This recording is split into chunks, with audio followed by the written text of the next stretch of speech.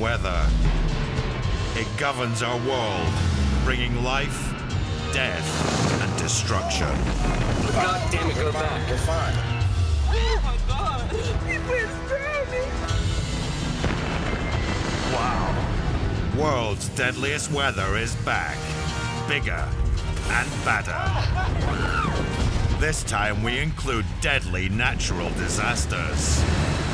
One of the most terrifying moments of my life. Featuring earth-shattering quakes. Yo ahí vi pasar toda mi vida. Pero yo pensé que ya no la iba a lograr. I saw an entire building collapse. It was like something out of a movie. And volcanoes. It looks like all of my wildest dreams. Using people's extraordinary self-shot footage. We're gonna die, dude! We gotta get out of here! Mason, get away from the windows now! And their death-defying stories. I remember instantly thinking, I just watched her die. I had to turn on my inner stunt driver and just get out of there quick. I thought I was gonna burn alive. We go eyeball to eyeball with Mother Nature. It's crazy! It's crazy! Come on! And witness up close Get on there! the all-consuming power of the elements. The mountain was coming to get us. Fly's right there! This place is just hell. It was just horrific. I had never in my life experienced anything like that. Everybody take cover! Now!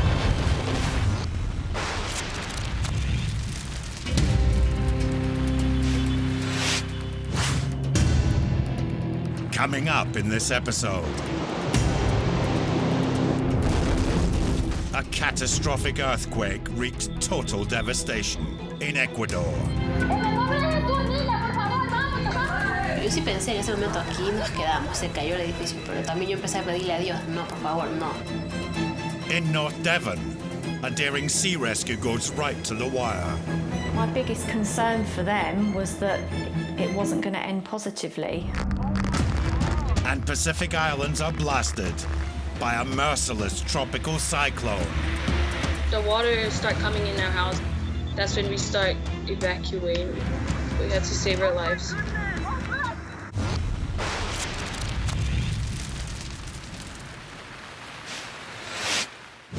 Ecuador, the small South American country, lies on a seismically volatile fault line, responsible for pushing up the Andes mountain range and triggering the world's strongest earthquake, measuring at 9.5 magnitude. On April the 16th, 2016, in Puerto Viejo, Nilo Montes de Oca, his wife Andrea, and their 2 kids were settling in for the night, unawares life was about to be turned upside down. Ese día no había habido, nadie pudo prever lo que iba a pasar. Fue un día normal, tranquilo. Nos cogió desprevenidos, totalmente desprevenidos.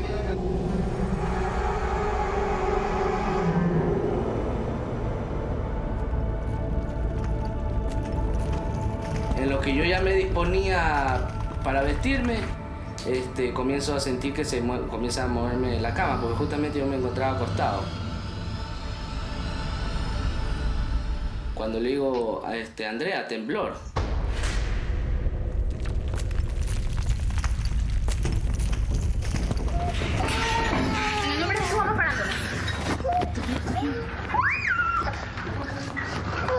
Cuando en sí comenzó a moverse un poco más fuerte. Milo, coge a la niña. Ella tenía al niño más pequeño, yo cogía a la más grande, nos paramos en la puerta. No importa nada. Pero tanto era el movimiento que no nos podíamos mantener en pie que... El terremoto, el movimiento nos tumbó al piso, estábamos en el piso abrazados, nosotros dos en un pasillo, con los niños en medio tratando de cubrirlos. En el nombre de Jesús. Nilo, grita conmigo. En el nombre de Jesús. Grita conmigo, en el nombre de Jesús. Ya, coge la niña. Nilo, no puedes perder, por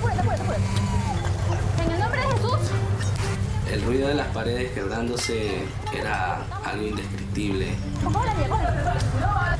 algo terrorífico, porque parecía que se nos venían encima. ¡Pero apúrate, coge! ¡No te pongas eso! ¡En nombre de Jesús! Los niños chiquitos, uno lo que quiere es verlos crecer. ¡En el nombre de Jesús, niña, por favor! ¡Vamos, vamos!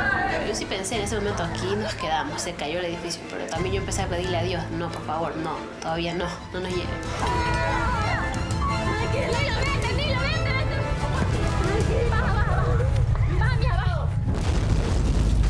A powerful 7.8 magnitude earthquake had struck 50 miles away, just off Ecuador's Pacific coast. Much closer to the epicenter, in the coastal town Kanoa, Japanese cyber cafe owner Jun Ozawa was with his infant son. Este día ya estaba trabajando y sentí un poco de movimiento. Está haciendo fuerte. La gente se asustó, mis clientes estaban asustados, sentí como vieron, se corrieron. De ahí yo fui a coger a mi hijo, ahí está sintiendo alguna fuerza muy fuerte, como muy profundo de la tierra.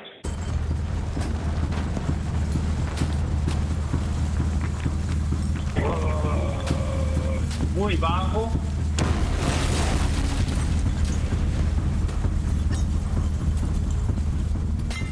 Un solo sacudón.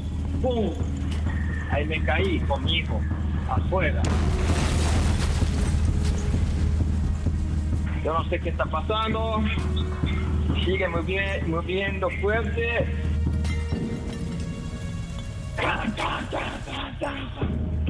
Como bomba. Era bomba. Yo soy de Japón, hay muchos terremotos así, pero nunca pensé que tan violenta y fuerte de terremoto, nunca. By the skin of his teeth, Jun had made it out to the relative safety of the streets. In Puerto Viejo, the Montes de Oca family was stuck 3 stories up in their violently shaking apartment block, liable to collapse at any moment. Una vez que se detuvo el terremoto, que duró 58 segundos, nosotros recién ahí pudimos ponernos en pie, cogimos a nuestros niños y procedimos a evacuar el edificio. Tranquila. El polvo no dejaba ver casi nada. Por eso yo tuve que hacer video con flash, porque no se veía nada, era oscurito, todo oscurito. Arriba, abajo, en todos lados. Aquí estamos. Terminando de bajar la escalera en el primer piso, ahí había una plancha de cemento, o sea, una pared se había caído sobre la escalera. Entonces yo no me di cuenta y me caí. Baja, linda, baja. Me caí con el niño. Bueno, el niño en realidad nunca lo solté. ¡Cuidado! Y ahí me levanté, me raspé la pierna y seguí bajando. A medida que empezábamos a bajar se escuchaban gritos. Gritos desesperados de la gente abajo. Venga. Mientras bajábamos más fuerte se escuchaba que la gente gritaba. Porque se había caído el edificio en la esquina, se habían caído no sé cuántos edificios, abajo no había nada, en ese momento era como que esta ciudad había desaparecido. The earthquake was the most powerful to strike Ecuador in 70 years. ¿Dónde está el señor? Later, with hundreds trapped under mountains of debris, Venga, caballero, si puede. we will see one of the most astonishingly brave rescue attempts. Difícilmente ante la primera vista uno piensa que puede haber alguien vivo. And we show the massive global response to a country reduced to rubble. When something like that happened, basically I just felt the need, we got to do something.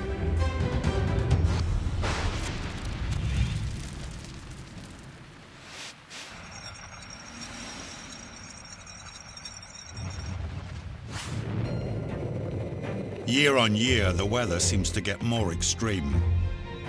And in 2017, nowhere on Earth felt this as badly as the United States. It was their costliest year for natural disasters, racking up a staggering $306 billion.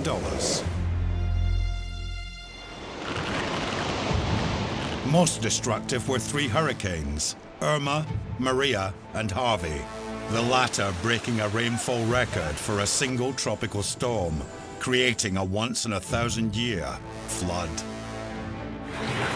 Equally mind-blowing is this guy in his truck, somehow pushing through 8.5-foot deep waters. There's no steering wheel in this cab right now. Somehow, this guy defied Mother Nature to rescue some stranded people. Come back this way. Come back this way, I hear. Catastrophic wildfires ravaged the United States, with over 10 million acres going up in smoke. Worst affected was California, with record-breaking blazes in the north and south. Super smoky, hard to breathe. This guy is documenting the La Tuna Canyon fire. Holy crap! We can see flames. The fire is making its way down this hill into apartments down here. It was Los Angeles' biggest ever blaze that consumed hundreds of homes. This is crazy. 2 devastating hailstorms bombarded the states of Minnesota and Colorado. In Denver, baseball-sized ice inflicted record destruction. This was falling from the sky! And judging by the damage to this parking lot, it's not hard to see why. No! My car! Oh man, my front windshield's all cracked up and everything, man. Oh God.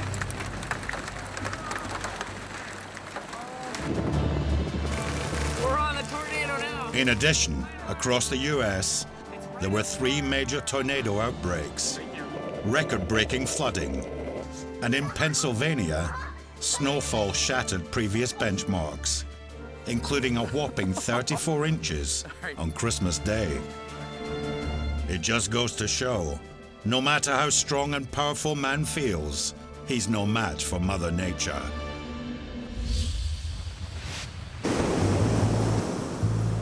Hartland Point in North Devon, England, a remote and rugged stretch of coastline that is both breathtakingly beautiful and deadly.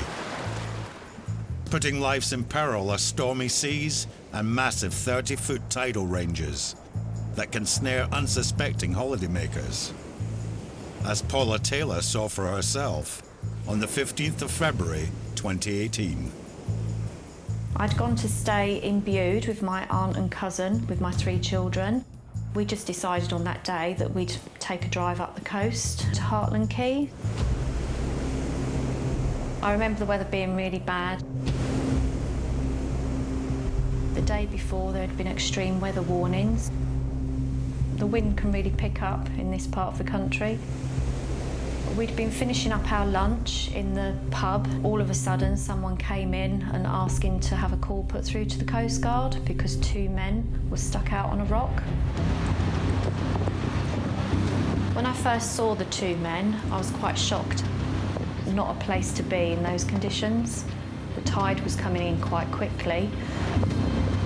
You could see swells of water coming around the rock that they were on. No clear way of getting back to the beach to safety.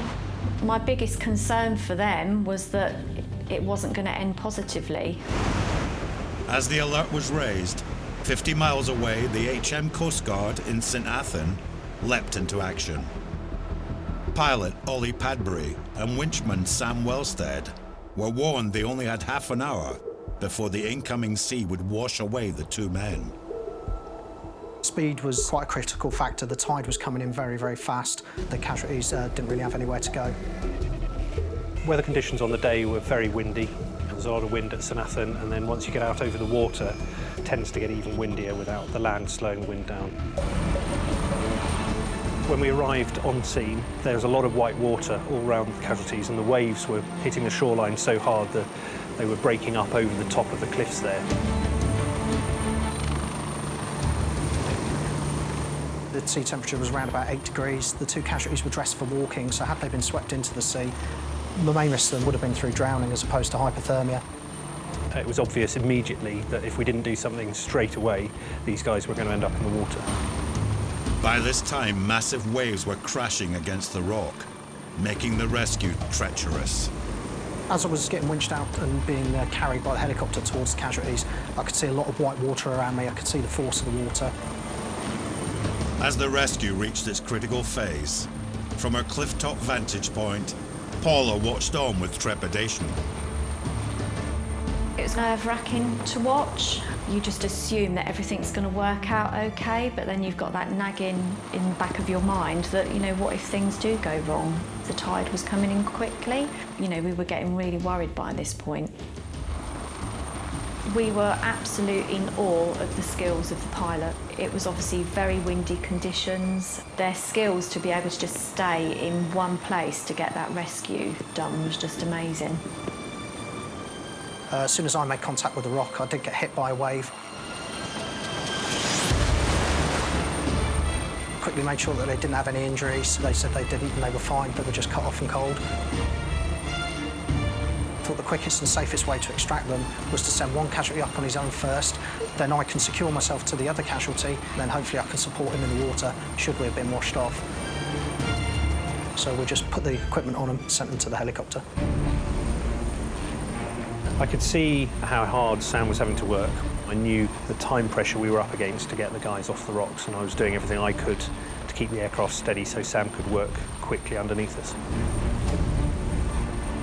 I could see the waves coming in. I could see they were getting higher and higher as they approached Sam, and I could see the wave coming towards Sam just as we winched him and the last casualty off the rock, and I knew it was going to be one that broke over the top of the rock.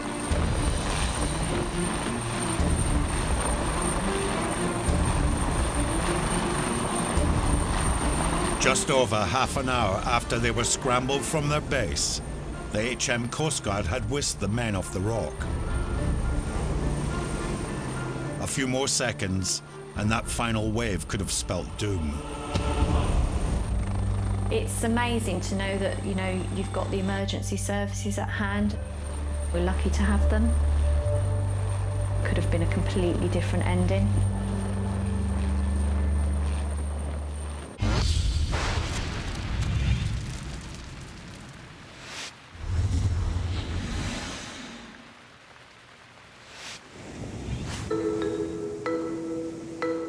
As we all know, waves come in all sizes, from a ripple to these 100-foot monsters found in Nazaré, Portugal. With seawater weighing 64 pounds per cubic foot, you really don't want to be this surfer who's come a cropper. His jet ski rescuer dashes to his aid.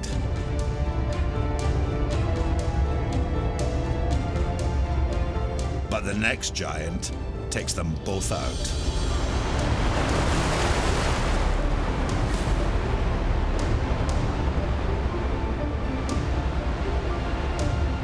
Amazingly, despite being pummeled to an inch of their lives, they both survive.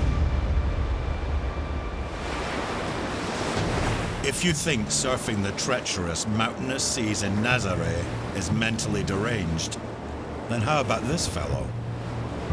Not content that tiptoeing across a wire is dangerous enough, he has an angry, boiling ocean snapping at his heels. This is called slacklining, but watching this leaves me slack-jawed with incredulity.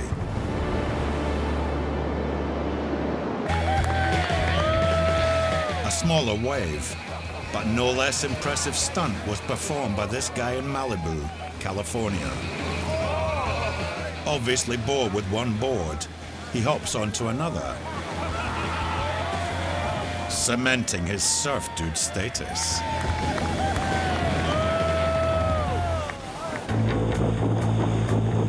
But up Upstaging him on the cool stakes is Faith, the champion surfing dog. Decked out in a natty jacket, he's every inch the dashing hound.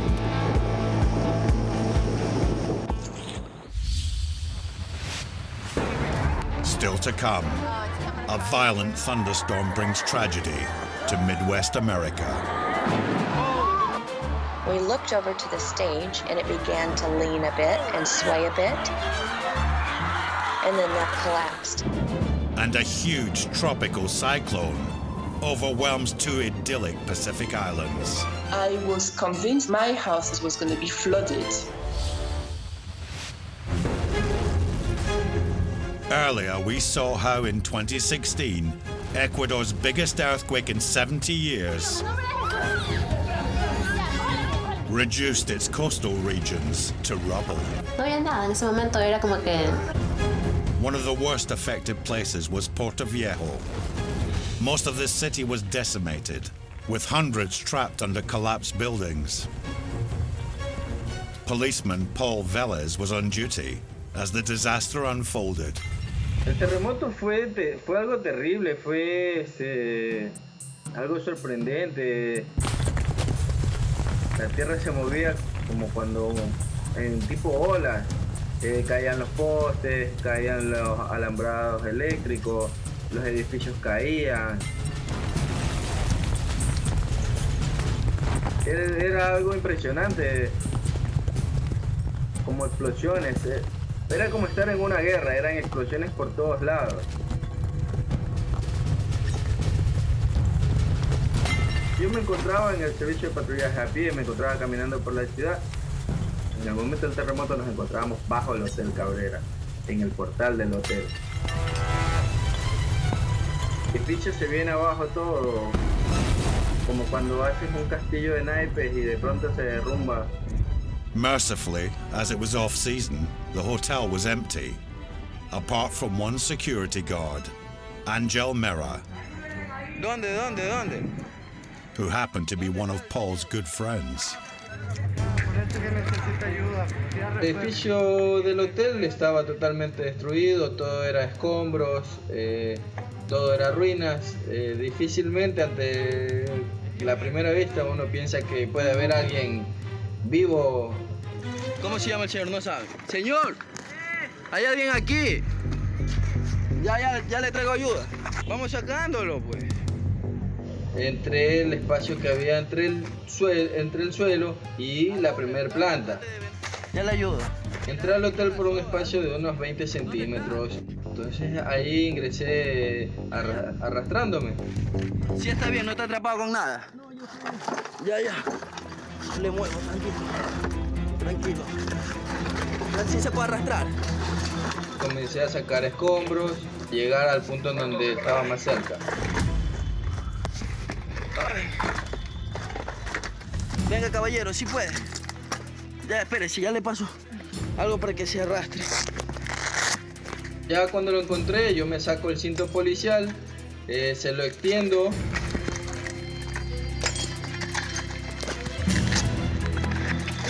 Y lo comienzo a jalar hacia donde estoy yo.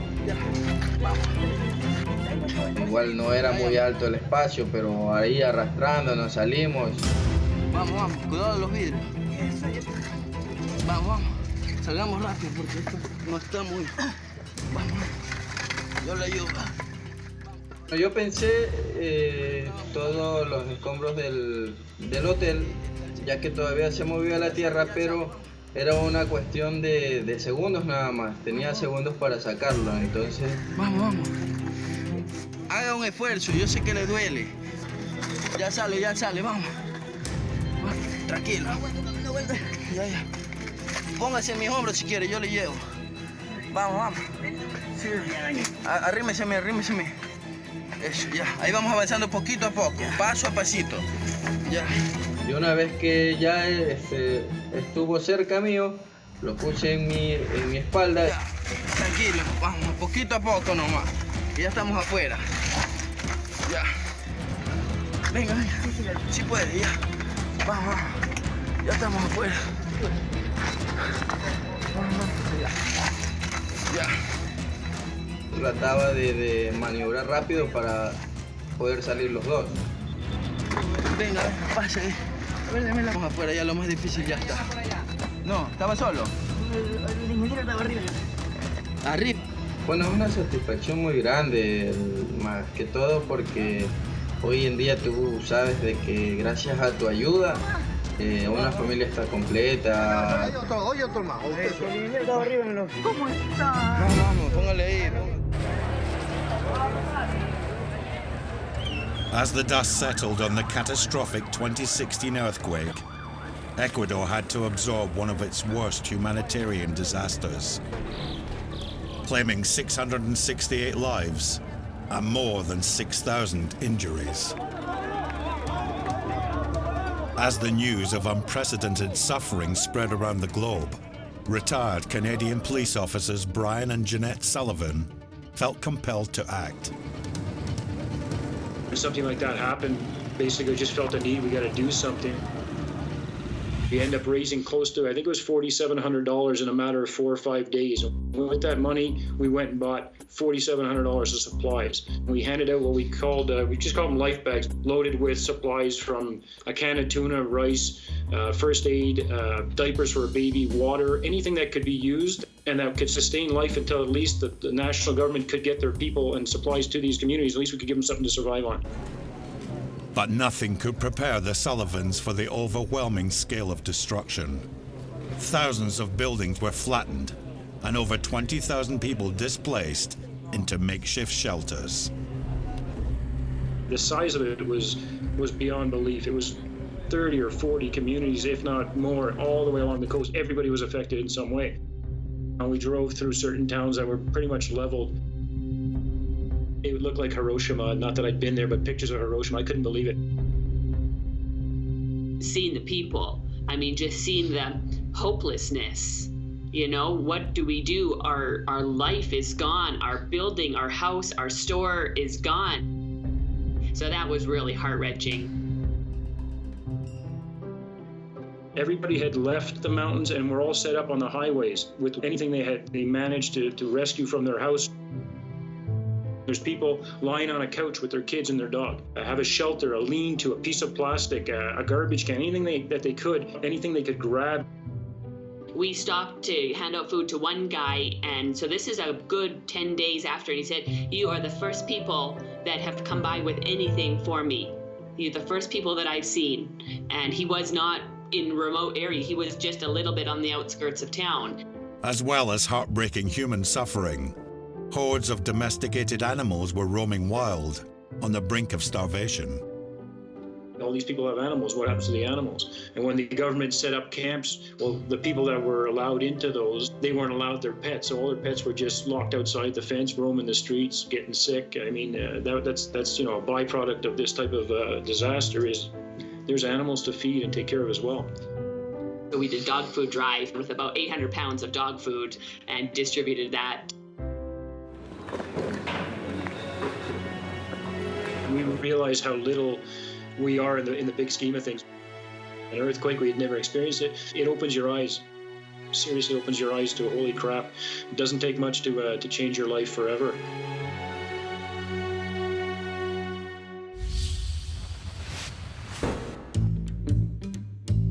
On the 13th of August 2011, Indianapolis was celebrating one of the highlights of the year, the Indiana State Fair, an agricultural and entertainment festival. Denise Miller and her husband Doug were part of a 12,000-strong crowd, looking forward to an evening of country and western music. My husband and I received concert tickets for our anniversary, and we were excited to go. We had had bad weather that week, but the concert looked like it was going to be a nice evening. Doug and I had the very top area, which was covered by an awning, so we would be protected from any rain. And then there was an area of seating right below the stage called the mosh pit. And all of a sudden, to the west, the weather began to get quite dark, a little bit ominous too. In the Midwest, weather can change very quickly without much notice.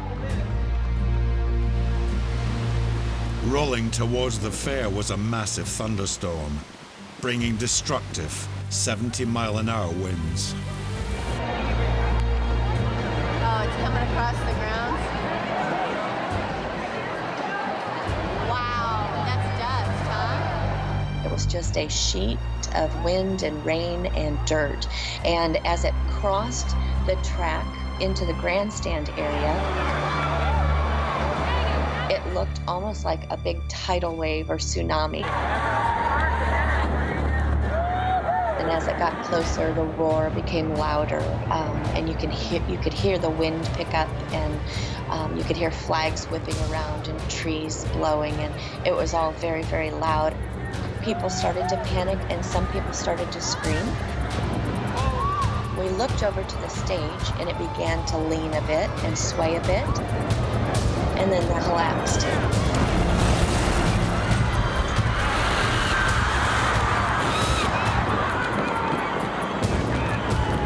You could hear people screaming down below. We were so high up in the stands, we could do nothing but watch.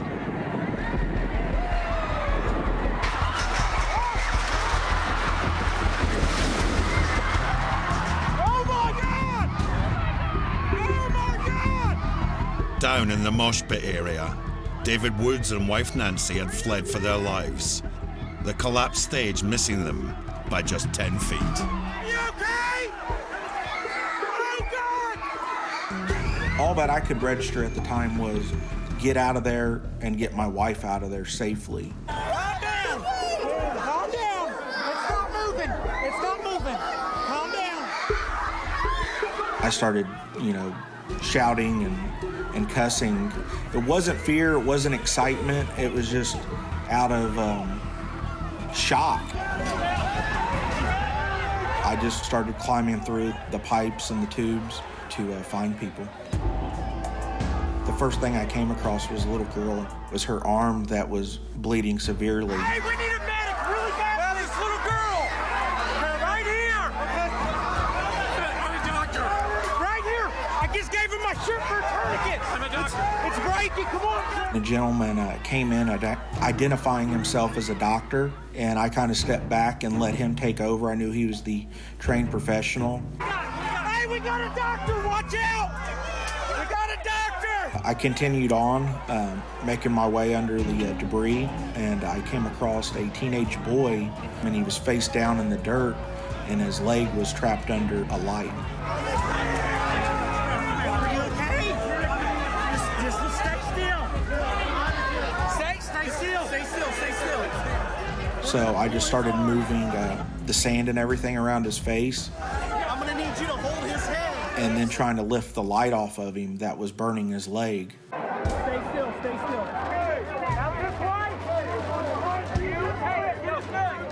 And that's when a gentleman came in that identified himself as being ex-military, kind of helped me get the light off him and get him rolled over. We actually ripped off some of the awning from the stage to transport him on, and got him onto that and carried him out to the front. Where are we going? The stage collapse became one of Indiana's biggest tragedies. 7 people died and 58 were injured. Governor Mitch Daniels called it a freakish accident and praised the courageous response of concertgoers rushing to help one another. And David's bravery helped the girl and teenage boy survive this horrendous catastrophe. I've heard the word hero. I definitely don't see myself fitting that. I don't think I did anything above and beyond, and it's nothing that I wouldn't do again. An event like that does not leave. That is something I've never experienced before. I hope I never do again, and I just felt so helpless and sad regarding the people and their families who lost their lives just due to a freak accident.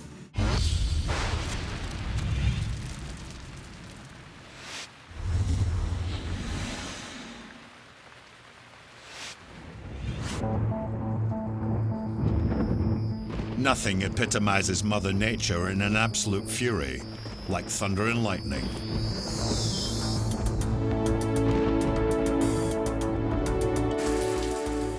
Lightning is a violent electrical discharge caused by imbalances in positive and negative charges.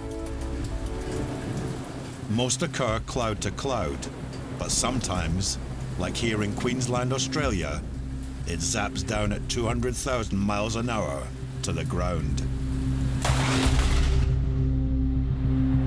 Each bolt can contain up to 1 billion volts, enough to power 56 houses for a day. Amazing energy from a split second. As we've seen, lightning likes to travel down, but on incredibly rare occasions, like this in Paraná, Brazil, it travels up. This happens when lightning bolts start from tall metallic structures, like antennas on top of buildings, and rise towards the clouds. Only 1% of lightning strikes do this, and hardly any are captured on film.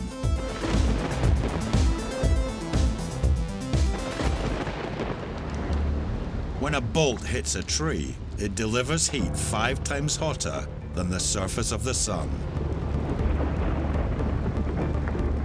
It can vaporize water inside wood with such energy, it blasts it to smithereens. Neatly demonstrated by this pole in Chicago. Around 2,000 people are killed each year by lightning, but amazingly, 9 out of 10 people survive a strike. Statistically, men are over 4 times more likely to get struck than women. Oh wow, it's pretty rocky here, hey? But this lady is determined to buck the trend. As she stands on an exposed rocky outcrop near Sydney, Australia, in thundery conditions.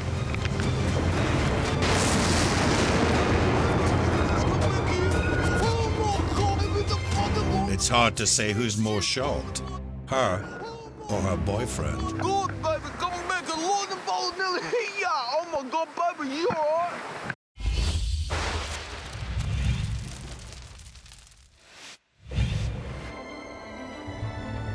The 12th of February, 2018.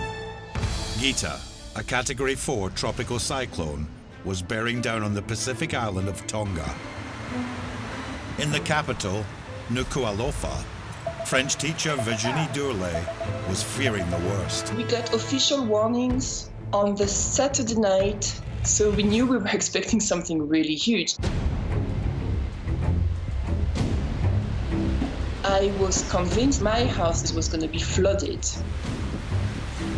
And the adults were just thinking, you know, when is it going to end?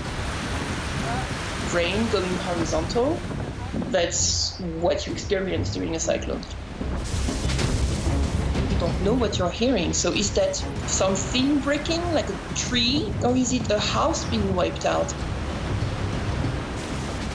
Not knowing what your families and friends, what they're going through, are they okay? We were basically spending the whole night texting everyone.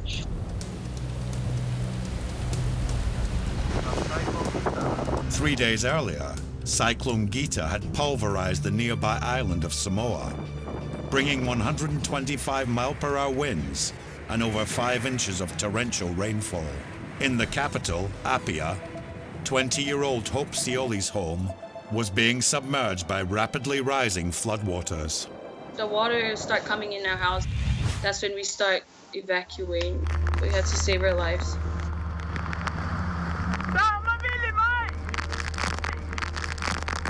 Oh my God!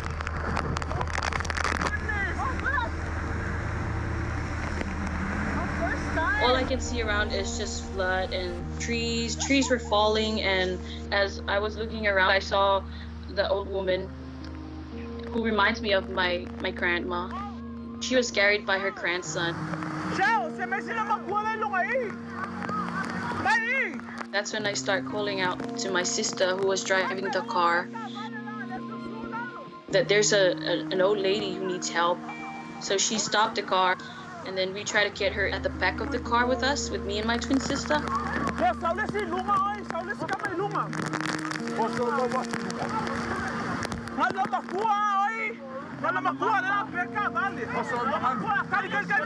The old lady was asking us to take her to her son's place. The road to her son is too dangerous at the time. So my sister made a decision to take her with us to my brother's place. We make sure that she was warm and safe. The devastation to Samoa was so extensive, the government declared a state of crisis as 250 people were evacuated into emergency centers. When we got home, everything all damaged. All our personal belongings, all the things that are important to us. Mud everywhere, around the house, outside the house, and it feels so bad. Like you feel like we don't want to stay here in this house. So we spent that whole day cleaning. Over in Tonga, the flooding was just as bad, with over 1,000 homes damaged or destroyed. But the filthy waters not only brought misery, they brought deadly disease, as Virginie found to her cost. My entire neighborhood got flooded. The street was 20 to 40 centimeters deep in water. Limestone mixed with water, mixed with mud, mixed with whatever you can imagine is on the street. All of that was in my house for 2 days. And stagnant water is not a good thing. We were having major dengue fever outbreak. I had the worst rashes, like my whole arms and hands were just unbearable for a week or so. I actually got in such bad level of pain and ache where I couldn't move. Cyclone Gita was the worst storm to batter Tonga in 60 years. It was such a shocking experience, it will live in the islanders' memories for years to come. But we are talking national disaster here, on national level. It's gonna take years to rebuild everything. You completely change your perspective on nature when you live in a place where it's right in your face. You have no choice but to have to deal with it. Really hoping I am never ever going through a Category 5 cyclone again.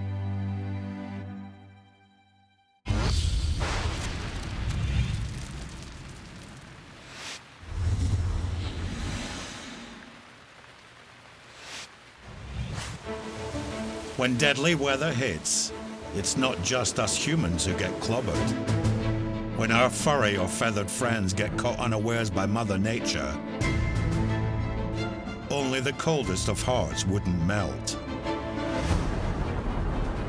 Yosemite National Park is home to this yogi bear. They're known as strong swimmers. See what you got, bear. But this one must still have his learner plates on. Swim, bear, swim. Let's just hope there aren't any rapids downstream. It's coming toward me. Oh no! I don't think that was supposed to happen. Luckily, this story doesn't have a grisly ending, as the bear was seen scrambling to safety. In Maine, USA, this fishing boat is after lobsters. So imagine their surprise spotting this paddling creature. It turns out an eagle has landed itself in a spot of bother. Once hauled out, it's looking a bit bedraggled. But after a quick blow dry, it's liftoff.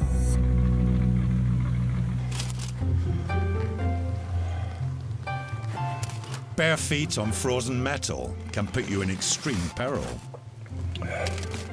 This little finch is rooted to the spot, and a tasty morsel for any passing pussycat. but the human blowtorch rose to the rescue. You go ahead and fly away.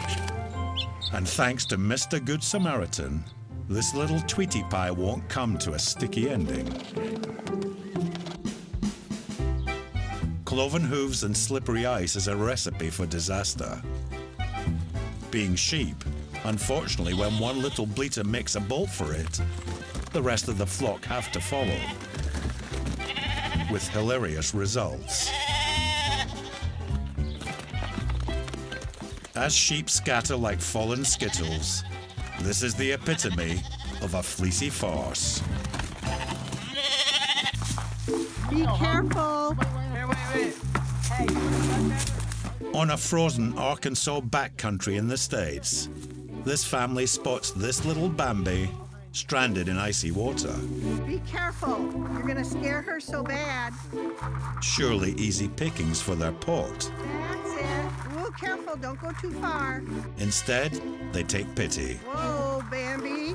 Oh, slide her this way. That's it. With the ice not fully frozen, this is trickier than first thought. Woo! Careful. And bossy grandma isn't helping one jot. Try and push her. Eventually, after a titanic struggle, That's it. the fawn is back on terra firma. She is so cold. Freezing. She's a baby. Not that she seems that grateful. Did you see that? Yeah? She mad at you or what?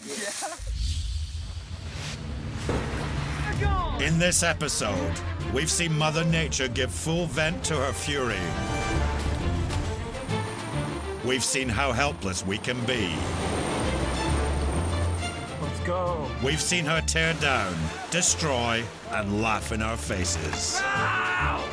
My car! And next time there will be more, because deadly weather stops for no one. Come make a lot of volatility.